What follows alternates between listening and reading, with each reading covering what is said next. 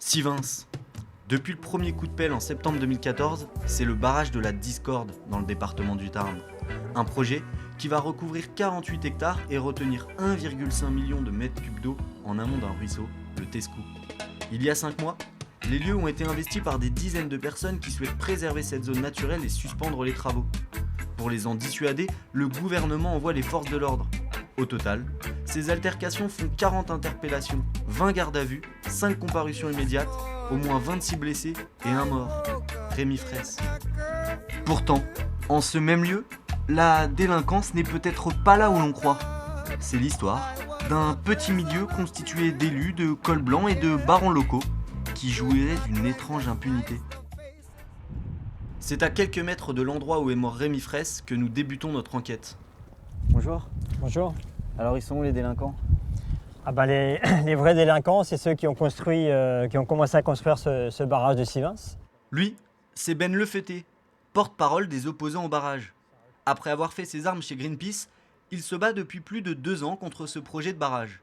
Pour lui, les délinquants sont ceux qui veulent, coûte que coûte, réaliser ce projet. Construit ce barrage C'est la compagnie d'aménagement des coteaux de Gascogne, qui est un constructeur de barrages qu'on appelle la CACG, son acronyme. C'est des délinquants parce qu'ils ont fait croire à travers leurs études en tant que constructeur de barrages qu'il fallait le faire, alors que quand on regarde les données de terrain, il n'y a pas du tout besoin d'un barrage ici à Sivens. La CACG, c'est une société d'économie mixte, un curieux alliage d'industriels et de politiques. C'est le plus gros constructeur de barrages de la région, près d'une centaine depuis sa création en 1959. Tout commence en 2001. Le Conseil général est inquiet. Sa rivière qui irrigue les terres du coin s'appauvrit. En gros, il y a moins d'eau et plus de pollution. Alors, pour trouver une solution, il se tourne vers la CACG. Et je vous le donne en mille, le constructeur de barrage va proposer quoi? Un nouveau barrage. Pour justifier cette décision, la CACG s'appuie sur des études qu'elle a elle-même diligentées sur place. Après 2 ans d'enquête, Ben a réussi à mettre la main sur ces études. Il nous emmène chez lui pour les consulter.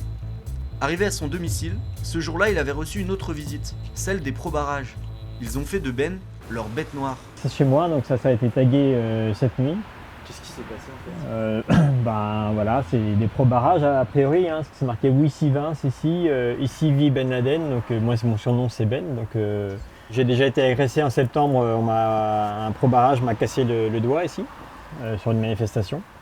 Il y a des menaces par email, un site internet pro-barrage aussi avec des menaces, mais c'est la première fois qu'ils interviennent vraiment au niveau de la maison. C'est pour montrer qu'ils savent où j'habite et que si on continue à fouiller les dossiers, peut-être qu'ils iront plus loin au niveau de la maison. Les voici les dossiers. 2001, première étude de la CACG. L'eau est polluée, le débit insuffisant, il faut un barrage. Le processus d'attribution du marché de la construction de ce barrage se met en place au Conseil général. Elle regarde quelles sont les pollutions qui arrivent dans la rivière. Et la seule pollution industrielle, puisqu'il n'y a qu'une usine qui rejette dans le Tescou, c'est une petite rivière, donc il n'y a qu'une seule usine qui rejette, c'est la laiterie Sodial à Montauban. Et donc elle analyse à l'époque que cette laiterie pollue énormément puisqu'elle ne respecte pas les normes officielles de l'époque. Et surtout pour le phosphore, donc on le voit ici, le phosphore, la charge rejetée en mars atteint 13 fois la valeur admise. Mais gros grain de sable, en 2008, les experts publics de l'agence de l'eau publient leur propre analyse. Et surprise, le taux de phosphore dans le Tescou a considérablement diminué. Et pour cause, sur place, l'usine à l'origine de la pollution, une laiterie, s'est dotée d'un centre de traitement de ses eaux usées. Pourtant, en 2008, le Conseil général vote la construction du barrage et attribue le marché à la CACG. Pour conforter ce choix des élus, pour justifier la construction de ce barrage, la CACG publie une dernière étude en 2009. Elle ne prend pas en compte la dépollution du Tescou, comme si rien n'avait changé depuis 2001. Quand elle a réactualisé les données, elle n'a pas du tout tenu compte de la baisse de la pollution. Étude bidon pour les opposants. Mais il n'y a pas que ça qui pose problème. Dès le début, on doute de l'intérêt général d'un tel ouvrage. Et là aussi, les études divergent. Pour la CACG, ce sont 80 agriculteurs locaux qui, grâce à son barrage, vont pouvoir irriguer leurs terres. Faux, selon Ben. Pour que le projet soit d'intérêt général, il faut annoncer à un grand nombre de bénéficiaires pour qu'il puisse être démontré à la fois lors de l'enquête publique, mais aussi pour obtenir des financements publics que ce projet va bien bénéficier à un grand nombre d'agriculteurs. Et donc, elle annonce là ici 82 bénéficiaires, alors que nous, quand on a regardé qui étaient réellement les bénéficiaires du barrage, on arrive aujourd'hui à peu près, nous on a toujours dit que c'était à peu près une vingtaine de bénéficiaires seulement, maximum. Des chiffres confirmés par les experts du ministère de l'écologie. Ce n'est pas 80, mais 30 agriculteurs qui pourront bénéficier du barrage. Pour justifier la construction de son barrage, la CACG aurait donc gonflé les chiffres. Mais nous ne sommes pas encore au bout de nos surprises. Dans le département, la société n'en est pas à son coup d'essai. Elle traînerait même une vilaine casserole. Là, je vous amène au barrage de Fourogue, qui est un barrage qui a été construit en 98. Et 3 ans après sa construction, la justice a fini par le déclarer illégal, pour motif qu'il ne répondait pas à l'intérêt général.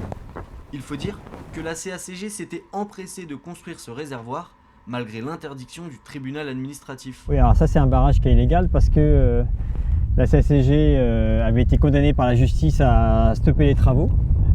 Donc avec le conseil général. Ils n'ont pas respecté la décision de justice, ils ont continué à faire les travaux jusqu'au bout. Chiffres gonflés, construction illégale. Malgré cela, la CACG règne sur la région. Elle y a construit une centaine de barrages depuis 60 ans. On est donc allé interroger Thierry Carsenac, le président du conseil général du Tarn, sur ses études plus que douteuses. Monsieur Carsenac, bonjour, Alain Henry pour France Télévisions. Oui, allez. Ceux qui occupent le barrage pour l'instant sont dans l'illégalité, c'est ce que vous dites. Mais en revanche, les nombreuses... Vous avez des gens qui sont empêchés de rentrer chez eux, qui n'ont pas d'électricité, etc. Et les personnes qui sont sur le site occupent un site illégalement. D'accord. Et les nombreuses erreurs qui ont été commises par la CACG dans leurs 2 rapports en 2001 et en 2009. Oui, mais mon cher, en 2001 ou 2003, il n'y avait pas eu le Granel 1, il n'y avait pas eu le Granel 2. Malaise. Je n'ai jamais parlé de 2002. Je parle de la dernière étude de la CACG en 2009. Celle qui est censée réactualiser l'étude de 2001, mais qui en fait n'en est qu'une copie conforme. Mais en 2009, pourtant, la réactualisation de ce rapport, c'était la même qu'en 2001. Les chiffres n'ont pas changé. En 2009 a été réalisé le barrage du Terrondel et il n'a posé aucun problème. Ah oui, c'est vrai. Il fait politicien première langue. Le concept ? Répondre systématiquement à côté. Bonne journée, au revoir. Pour l'instant, le dossier du barrage de Sivins est bloqué. Opposants et promoteurs du projet refusent d'entamer le dialogue. Pour la CACG, les affaires tournent et la société ambitionne de construire 80 barrages d'ici 2050.